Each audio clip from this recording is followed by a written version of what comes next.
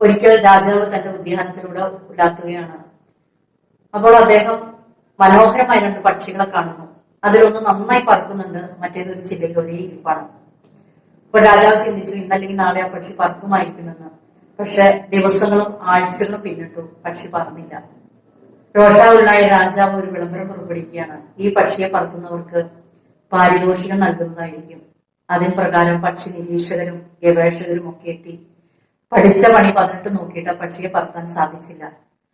അങ്ങനെ ഇരിക്കുമ്പോൾ ഒരു പാവം കർഷകൻ അവിടെ എത്തി. അദ്ദേഹം പറഞ്ഞു, ഞാൻ ഈ പക്ഷിയെ പറത്താമെന്ന്.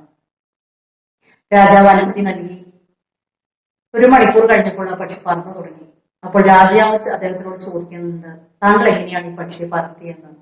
അപ്പോൾ അദ്ദേഹം പറയുന്നു, ഞാൻ ആ പക്ഷിയിൽ നിന്ന് ചില്ല അങ്ങ് മുറിച്ചു കളഞ്ഞു. അപ്പോൾ പക്ഷി പറന്നു തുടങ്ങി.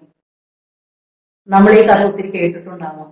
നമ്മൾ ഇരിക്കുന്ന ചില്ലയുടെ സുഖം കൊണ്ടാണ് നമ്മൾ ആ ചില്ലയിൽ തന്നെ നമ്മൾ ഇരുന്ന് പോകുന്നത്. ഇതിനെ നമ്മൾ കംഫർട്ട് സോൺ അല്ലെങ്കിൽ ആശ്വാസ മേഖല എന്ന് പറയാം. നമ്മളുടെ ജീവിതത്തിന്റെ വിജയത്തിന് വില്ലനായി മാറുന്ന 2 കാര്യങ്ങളാണ് പേടിയും മടിയും. മടി എന്ന് പറയുമ്പോൾ നമ്മൾക്ക് പരിചിതമായ കാര്യങ്ങൾ അല്ലെങ്കിൽ ഏറ്റവും ഈസി ആയിട്ടൊക്കെ ചെയ്യാൻ പറ്റിയ കാര്യങ്ങളൊക്കെ ചെയ്ത് നമ്മൾ മുന്നോട്ട് പോകുന്നു.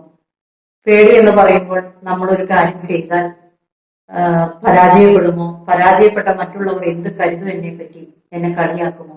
നമ്മളൊന്ന് ചിന്തിക്കുക, പരാജിതർക്ക് മാത്രമാണ് ജീവിതത്തില് മറ്റുള്ളവരുടെ ഒരു പരിശ്രമത്തെ അല്ലെങ്കിൽ ഒരു തോൽവിയെ പരാജയമായി കാണാൻ സാധിക്കുള്ളൂ. ഒരു വിജയെ സംബന്ധിച്ച് മറ്റുള്ളവരുടെ പരാജയമൊക്കെ അത് വിജയത്തിലേക്കുള്ള ചവിട്ടുപടിയായിട്ടാണ് അവർ കാണുകയുള്ളൂ. കാരണം അവർക്കറിയാം എത്രത്തോളം പരിശ്രമിച്ചാലാണ് ഒരു വ്യക്തിക്ക് വിജയം ഏറ്റുവാങ്ങാൻ സാധിക്കുകയുള്ളൂ, അല്ലെങ്കിൽ എത്രത്തോളം പരാജയപ്പെട്ടാലാണ് വിജയം ഭരിക്കാൻ സാധിക്കുകയുള്ളൂ എന്ന്. നമ്മളുടെ ജീവിതത്തിന് ഒരു അർത്ഥം ഉണ്ടാകണമെങ്കിൽ നമ്മൾ ഈ കംഫർട്ട് സോണൊക്കെ ബ്രേക്ക് ചെയ്ത് പുറത്തു വരിക, നല്ല ലക്ഷ്യബോധത്തോടുകൂടി പുതിയ പുതിയ കാര്യങ്ങൾ ചെയ്യാൻ ശീലമുണ്ടാക്കുക.